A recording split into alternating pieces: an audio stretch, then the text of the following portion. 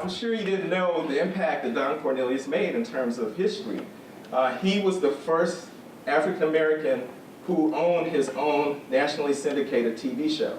So Soul Train filled a void. Before that, we had American Bandstand, which you would never see, rarely see African Americans in American Bandstand. So he took things into his own hands and wanted to reflect back to the mainstream, hey, this is who we are in a fair light. All right, let's check out that Soul Train line.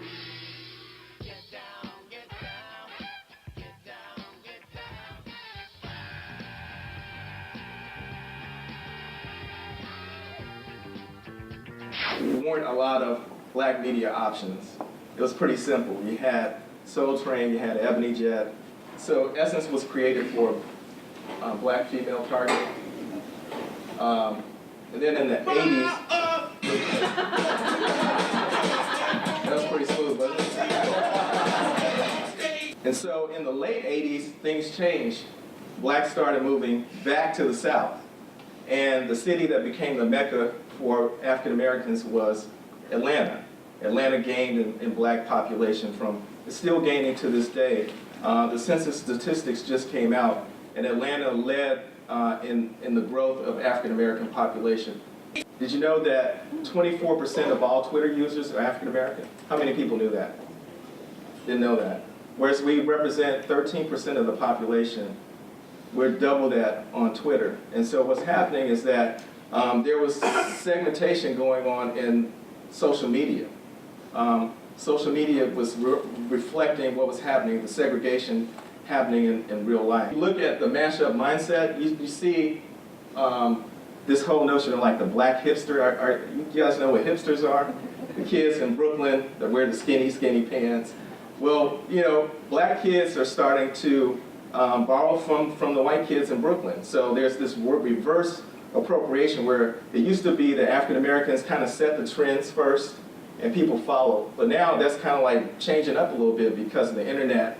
People are able to access information about different cultural groups. Driving more business with the African American consumer. That's the big question that remains to be answered, but I want to give you a look inside in terms of where to start. So again, it's about that need for respect and to be treated equally.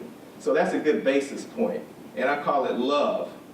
So it's about the love. Show us love. Tap into the respect factor. Tapping into my humanity and my pride. Don't come at me as like I'm this alien group. No, you understand me. You understand me. You understand my culture. You understand the struggles that I face. Reflect that. Be a part of the community. We had a good conversation last night, and we talked about, to me, as things are evolving, companies and brands are becoming a bigger player in terms of building communities and creating some safety nets. And so finally, what I want to show you is a sample of the type of work that we're doing. We call it research storytelling, but our belief is that as things evolve, people are less likely to get into white papers for research. They want to show and tell, they want video. And so that's kind of what we're pioneering, is trying to do more video storytelling around research using traditional methodologies, but it's on video, it's easy to see. So this is a sample of our work. The very first car my dad ever bought was a 1955 Volkswagen Bug. He had it when he was in school in Howard University, and he bought it from a Georgetown student for $150. I drive a 2000 Volkswagen Beetle. I was a kid in school with a cool car because I had this Jetta, whatever, and I put my own speaker system in it. And then when I went to LA, I had a cabriolet. So I'm riding around Santa Monica and Los Angeles with my top down. I also have my aunt who drove a Volkswagen Beetle. Beautiful car. We love to roll around town in that car and just have so many great memories. When everyone else had like Ford Explorers and Escapes and a lot of Japanese cars, I think it was kind of rare for my family to drive Volkswagens. But my dad just loved the German engineering. He loved the fact that when you slam the door, you hear this like kukoof. I see it as a fun car, and I'm a fun person, and I just see it as, the kind of vehicle that I would like to drive. There's sort of intangibles about it, but I feel safer, and I feel like I'm in a more solid car when I'm driving the Volkswagens that I've owned. I looked at many different vehicles, but I knew straight off the bat that the VW family is where I wanted to be. So this is me and my crew. This is me in the middle, my friend, my other friends, and my dad's in the back.